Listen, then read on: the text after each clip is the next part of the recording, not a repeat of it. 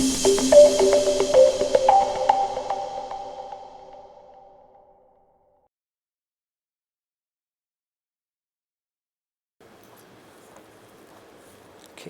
can you hear me? Testing, testing. Yes, the mic works.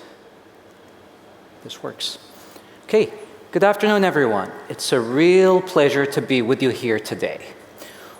We are overwhelmingly surrounded by technology hype to dangerous levels these days. Fundraising CEOs are casting doom and gloom across anyone who isn't jumping on the hype train as they raise billions and make spending commitments of trillions. My objective today is to equip you with two lenses of wisdom. With them, you won't only be able to identify how to survive this madness, but also find the opportunities to thrive. Now, it's important to note that technology hype isn't something new. It's been around for decades. And the first lens of wisdom comes from almost 50 years ago. Roy Amara, in his famous law, stated that we tend to overestimate the effect of the technology in the short run, but underestimate its impact in the long run. And that has certainly aged very well over and over again. Gartner has provided a modern interpretation of Amara's law in the Gartner hype cycle. Over and over again, technologies start off on a roller coaster of hype before stabilizing and realizing their long-term potential. Obviously, some roller coaster rides are wilder than others. Some of them crash, some of them make it. I really wish I knew this when I was younger. I specialize in telecommunications, and I spent more than 10 years of my life on the development, regulation, and deployment of 5G. I was blinded by the 5G hype. I was emotionally invested in it because I spent so much of my life working on it.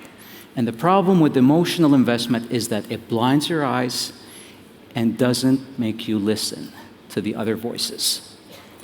Let's go back in time to 2019, the peak of 5G hype.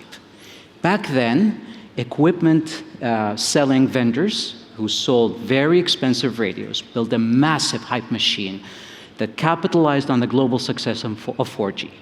Everyone was talking about 5G smart cities, 5G factories, 5G self-driving cars, 5G surgeries. And there were some few wise voices that were casting doubt. But those voices were lost in the massive noise generated by 5G hype. Okay, fast forward to today. The telecom industry now, after all the hype evaporated, is left with the reckoning. They're facing a cruel reality of massive investments that they're struggling to monetize to date. Rather than going into the technicalities of why 5G flopped, I am bringing the second lens of today. Back in 2003, Costco CEO James Seingal made a great interview following the dot-com bubble burst. He stressed that the problem wasn't technology. A lot of the dot-com companies back then were focusing on the technology side of things. But he explained that there's a business art that defined those who succeeded. And guess what? Who were the winners of the internet era? Apple, Amazon, Google, Microsoft, Facebook. They won big with a market cap of almost $18 trillion today. What's the common factor between all of them? They nailed the business art part of the problem. Of course, they solved for technology, but it was business art that defined their success. And the great thing about this is it's not just applicable to 5G. It's not just applicable to .com, but all of digital technologies as we will see today. Let's take the example of blockchain.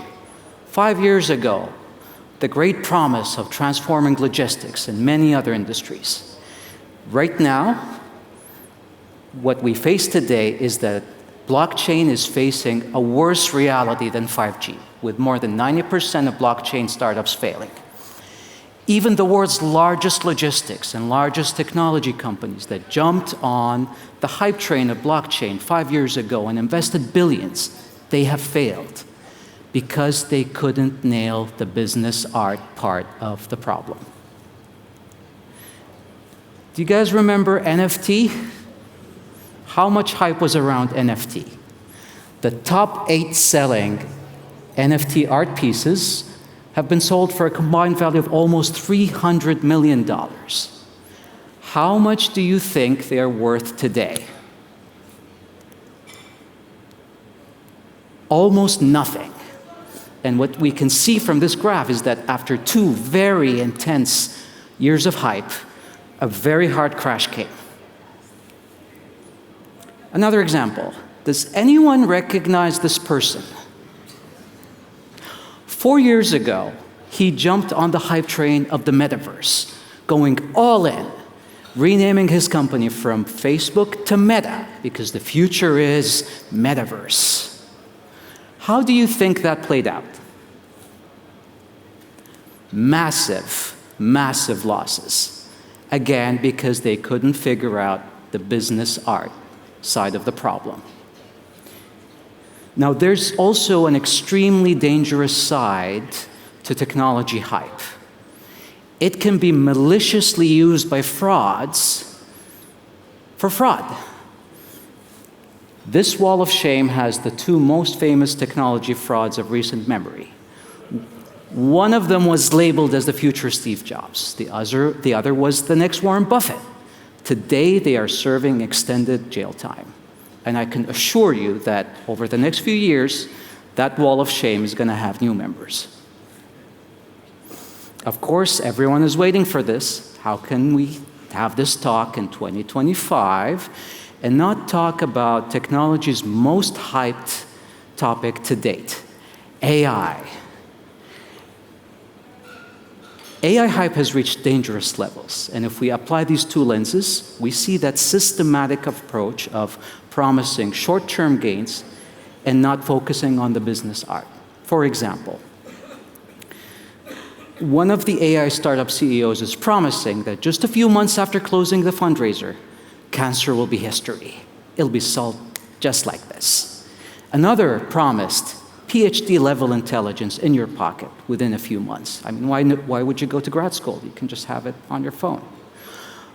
Another one promised that a few months from now, one data center is going to have more knowledge and intelligence than all of Nobel Prize winners combined, and it's going to solve all of humanity's problems.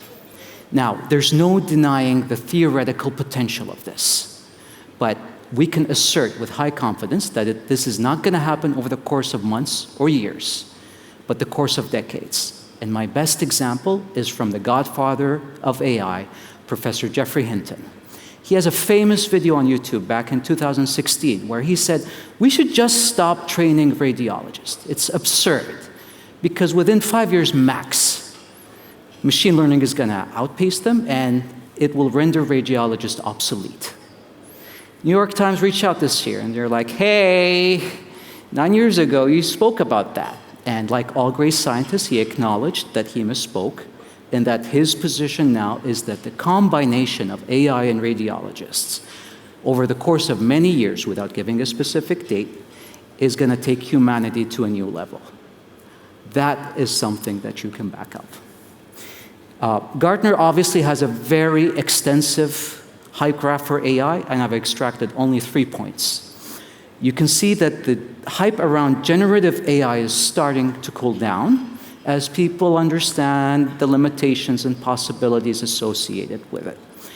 AI agents today is at peak hype. And please pay a close attention to quantum AI. That hype roller coaster is just getting started, and I'm expecting it to be wild. The good news is more people are paying attention now and starting to realize that we have a bubble in the making. This is a fantastic article that acknowledges the world-changing potential of AI, but draws really good parallels to the dot-com era and say, yes, there is definitely potential to fundamentally change humanity far more than the impact of the internet. But this isn't going to happen over the course of months. This isn't going to happen over the course of years, but over many decades. And there's a good chance that none of the guys hyping AI today will be the ones leading the future. It could be some kid in a garage. It could be some college dropouts. Nobody knows. But it's whoever nails the business art of it, in addition to solving the technology problem. Again, I want to stress these two lenses that will help you look at any new technology and cope with any hype cycle associated with it. Number one, we always tend to overestimate the impact of the technology in the short run, but underestimate its impact in the long run. Number two, there's a business art side of the problem. It's not just solving for technology, but it's building that end-to-end business case where it can be sustainable, not just technically, but socially, economically, and so on and so forth. This wisdom was the gift of these two wise men to the world, and today I pass on that wisdom to you. And if we're going to talk about art, there's no better way to close this than Picasso. He said computers are useless because they can only give you answers. And I can't think of a better way to close this talk than this. This is so deep that it's going to need another talk to unpack it, but we'll leave that to another day. Thank you very much.